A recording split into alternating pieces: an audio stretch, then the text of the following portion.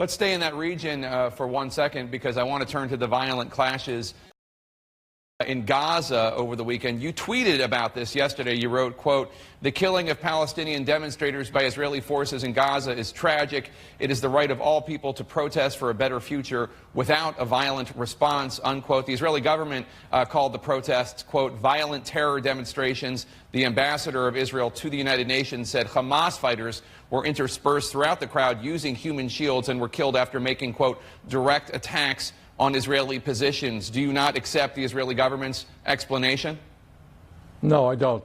I think, from what my understanding is you have tens and tens of thousands of people who are engaged in a nonviolent protest. I believe now 15 or 20 people, Palestinians, have been killed, and many, many others have been wounded.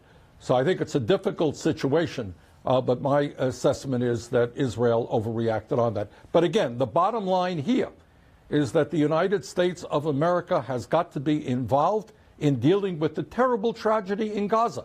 You know, whether it is Syria, whether it's Yemen, whether it is Gaza, we're looking at the need for the international community, led by the United States, to deal with that situation. Gaza is a disaster right now. Youth unemployment is off the charts, and we're going to continue to see those kinds of demonstrations and protests unless the world community recognizes the problem in Gaza and brings the Israelis and the Palestinians together to start addressing